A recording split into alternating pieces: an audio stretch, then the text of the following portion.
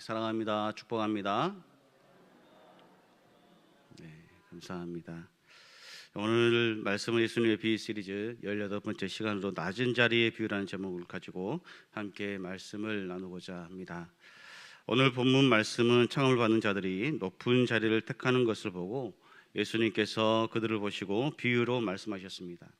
이 혼인잔치에 청함을 받을 때 높은 자리에 앉지 말라는 그 이유는 너보다 더 높은 사람이 청함을 받으면 그 청한 자가 너에게 와서 그에게 자리를 비켜주러 갈 때 내가 부끄러움을 당하여 끝자리로 가게 될 것이기 때문이다라고 예수님께서 말씀하셨습니다. 그리고 차라리 청함을 받을 때 처음부터 끝자리에 앉아 있으면 청한 자가 와서 친구여 올라앉으라 할 때 앉은 모든 사람 앞에서 영광을 얻게 될 것이다라고 다시 또 말씀하셨습니다.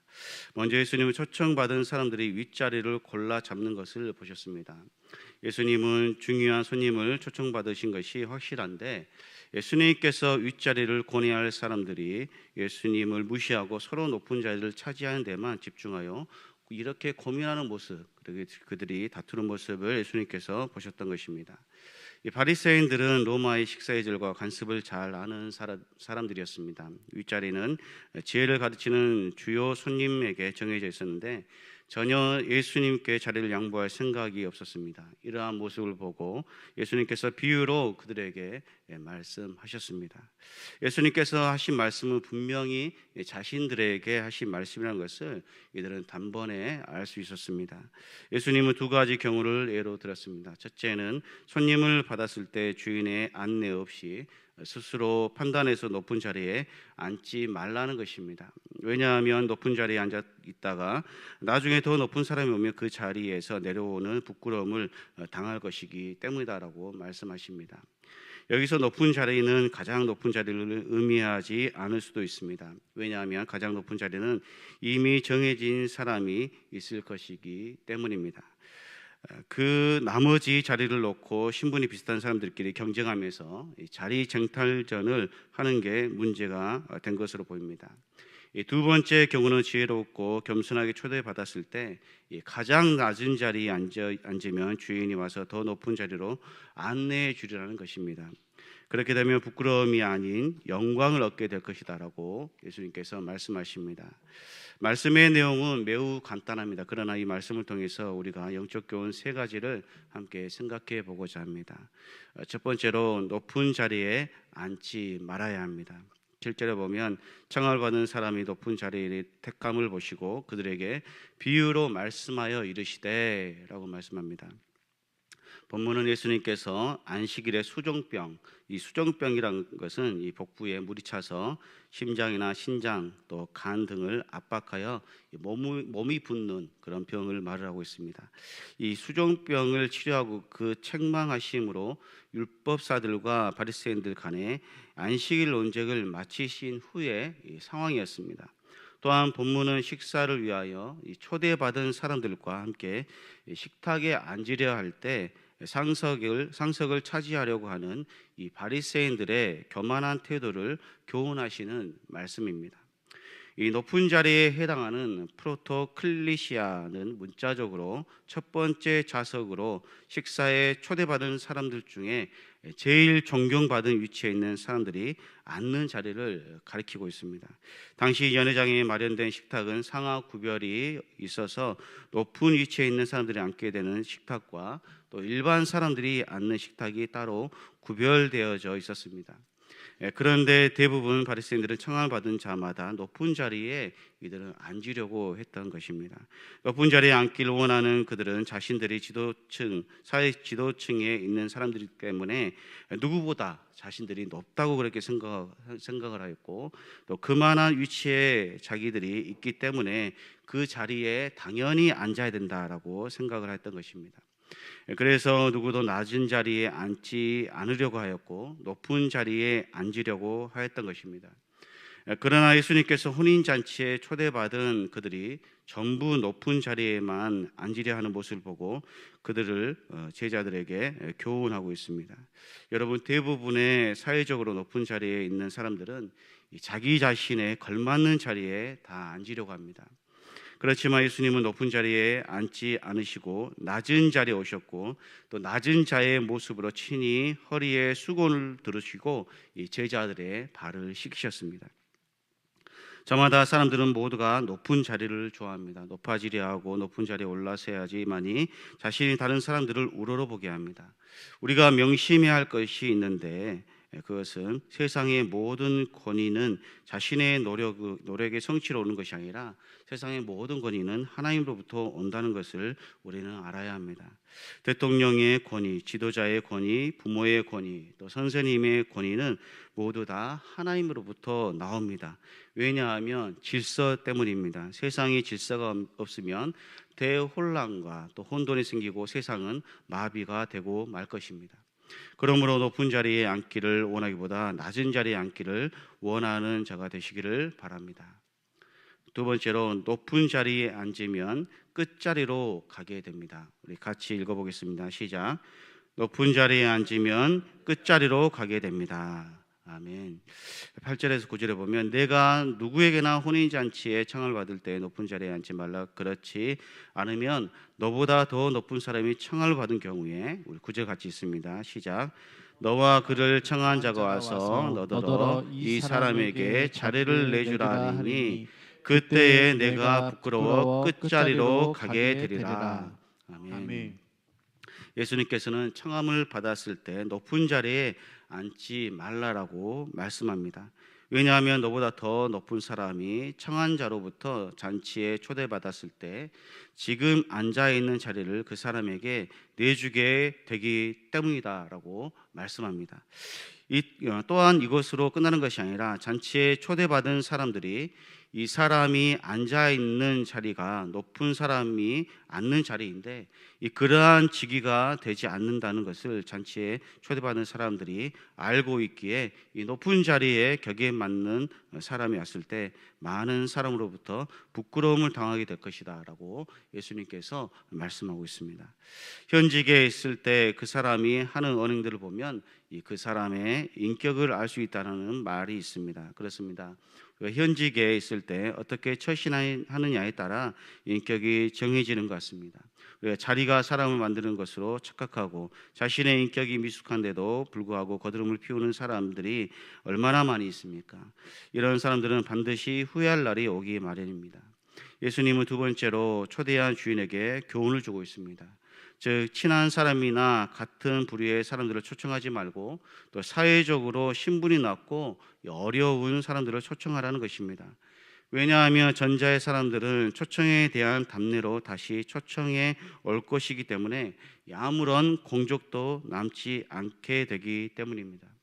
그러나 후자의 사람들은 되갚을 능력이 없기 때문에 의인들이 부활한 후에 그들의 초대에 대해 하나님 나라의 보상을 받을 것입니다. 우리가 주목할 것은 낮은 자리에 앉은 사람들은 의인들을 암시하고 있다는 것입니다. 그들은 비록 이 세상에서는 미천한 사람들일지 모르지만 하나님의 눈에는 그들이야말로 의로운 사람들로 비춰지게 될 것입니다.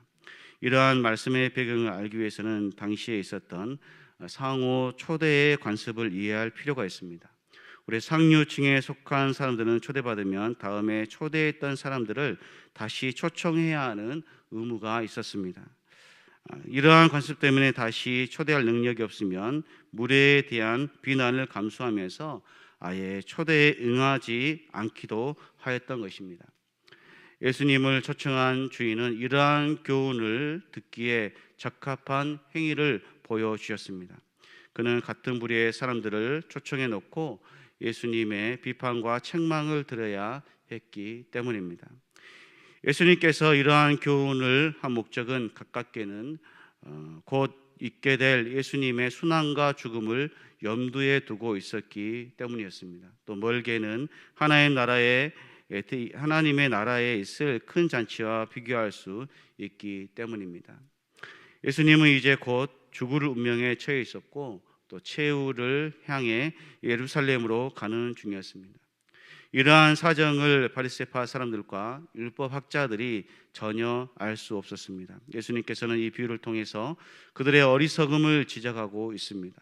그리고 최후에는 하나님 나라에서 있을 큰 잔치에 이러한 부류의 사람들은 결코 들어갈 수 없음을 또한 말씀하고 있습니다. 예수님께서 하시는 말씀은 그들이 높은 자리에 앉아서 하나님 나라에 들어갈 수 없다는 말씀하시는 것이 아니라 그들이 높은 자리에 앉음으로 하나님을 섬기지 않고 또 믿지도 않고 영접하지도 않는 그들의 교만함으로 인해 천국에 들어갈 수 없음을 예수님께서 시사하고 또 말씀하고 있는 것입니다. 이 혼인잔치는 메시아의 나라를 대망하고 있습니다.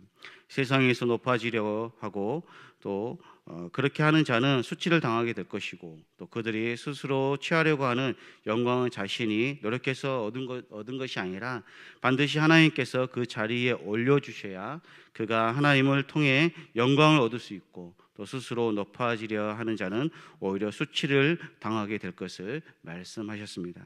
왜냐하면 그 마음의 중심에는 자기의 의와 자기애로 인한 극단적 이기주의로 오직 하나님은 그 중심에 없고 자기 자신만이 그 삶의 중심이기에 오직 자신만 높아지려고 힘쓰는 자이기 때문입니다. 우리 세 번째로 생각해 볼 것은 청함을 받을 때 끝자리에 앉아야 합니다. 우리 같이 읽어보겠습니다. 시작. 청함을 받을 때 끝자리에 앉아야 합니다. 아멘. 우리 10절에 11절에 보면 청함을 받을 때 차라리 가서 끝자리에 앉으라. 그러면 너를 청한 자가 와서 너더러 버치어 올라 앉으라 하리니 그때에 함께 앉은 모든 사람 앞에서 영광을 얻으리라. 마지막 11절 같이 있습니다. 시작. 무릇 자기를 높이는 자는 낮아지고 자기를 낮추는 자는 높아지리라. 아멘. 예수님께서는 사람들에게 청함을 받을 때 차라리 끝자리에 처음부터 끝자리에 앉으라라고 말씀하셨습니다. 이렇게 말씀하신 이유는 그 사람이 자신을 과대평가하지 않고 겸손하게 끝자리에 먼저 앉아 있음을 의미하고 있습니다. 사실 누가 끝자리에 앉고 싶겠습니까? 사회적으로 높은 지위에 있는 사람이고 직장에서도 높은 위치에 있는 사람이라면 당연히 그 위치에 맞는 자리가 있습니다. 그리고 그 자리에 앉아야 아래에서 일하는 사람들이 또한 마음도 편합니다. 그러나 그렇지 않으면 오히려 아래 사람들을 불편하게 하는 형국이 되는 것입니다. 그렇지만 예수님께서 하시는 말씀은 이러한 자리적인 의미도 말씀하시는 것은 맞지만 핵심적인 의미는 낮은 자리를 취하는 마음과 자세로 항상 겸손한 삶을 살 것을 우리에게 말씀하고 있는 것입니다. 또한 그러한 겸손함으로 하나님을 섬기고 또 이웃을 섬기고 하나님 나라를 이루기 위하여 낮은 자리에서 수고하며 또 헌신할 때 그가 하나님 나라에서 영광을 얻게 될 것을 말씀하고 있습니다. 11절에 보면 무릇 자기를 높이는 자는 낮아지고 자기를 낮추는 자는 높아지리라 라고 말씀합니다. 예수님께서는 마지막 절에 하나님 나라에서는 무릇 자기를 높이는 자는 낮아지고 자기를 낮추는 자는 높아진다라고 말씀합니다. 세상의 원리는 자기를 높여야 높아집니다. 자기를 낮추면 세상에서는 바보가 됩니다. 그러나 하나님 나라에서는 자기를 낮추어야 높아집니다. 왜냐하면 예수님께서 세상에 오실 때부터 낮은 자리, 천한 자리, 마국간에서 태어나셨고 또한 공생의 기간에도 왕노를 하시는 것이 아니라 나귀 타고 예루살렘 성에 입성하시는 겸손한 모습을 우리에게 보여주실 뿐만 아니라 십자가에서 자신의 사랑을 완성하시고 십자가에서 그 겸손의 극치를 우리에게 보여주셨기 때문입니다. 마가복음 10장 45절에 이렇게 말씀합니다. 같이 읽어보겠습니다. 시작. 인자가 온 것은 섬김을 받으려 함이 아니라 도리어 섬기려 하고 자기 목숨을 많은 사람의 대속물로 주려 함이니라. 아멘. 아멘. 그렇습니다. 예수님께서 세상을 섬김으로 우리가 죄사함을 받고 또 죄와 사망의 법에서 자유함을 얻었고 또 새 생명을 얻어 하나님 나라에서 영원 복락하게 되는 줄로 믿습니다. 세상에서의 삶은 잠깐입니다. 그래서 야고보서는 우리가 안개와 같은 존재다라고 말씀합니다. 야고보 4장 13절에 보면 내일 일을 너희가 알지 못하는도다. 너희는 생명이 무엇이냐? 너희는 잠깐 보이다가 없어지는 안개니라 라고 말씀하고 있습니다. 마지막으로 예화 하나를 들고자 합니다. 낮은 대로 임하소서라는 영화인데 이 맹인 목사 안요한의 일생을 다룬 이 청춘 원작의 동명 소설을 이장훈 감독이 직접 연출하여 당시 소외된 계층의 맹인들의 정신사의 궤적을 계몽적 시각으로 그려낸 영화입니다. 이 안요한 목사님은 아버지가 목사님이셨지만 그는 자유분방한 성격의 소유자였습니다. 신학교에 입학했다가 휴학을 하였고 외국에 능통하여 미 8군 카투샤 교육센터 교관으로 근무하던 중에 또 미국의 군사학교 교원으로 선발이 되었습니다. 그가 37세가 되는 해에 뜻밖의 미국의 길이 열리게 되어 또 교제하는 자매와 서둘러 결혼을 하고 유학의 꿈에 부풀어 세상의 삶을 만끽하며 태평하게 살아가던 중 원인 모를 안질환에 걸려서 치유하려 명의들을 찾아다녔지만 결국에 중도의 실명 장애인이 되고 말았습니다.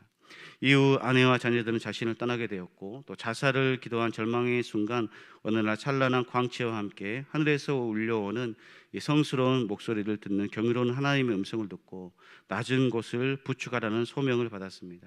양 목사님은 새롭게 각성하고 용기를 내어 서울역으로 들어가게 되었는데 또 그곳에서 구두 닦기 꼬마 진영이를 만나고 그의 도움으로 잠자리를 얻은 안요한 목사님은 비로소 자신의 소명을 깨닫게 되었습니다. 다시 신학 공부를 하게 되었고 또 안요한 목사님은 뉴욕의 헬렌 켈러 재단으로부터 필요한 것을 지급받게 되었고 또 지금부터 12년 전에 세빛 맹인 선교회를 설립하게 되었습니다.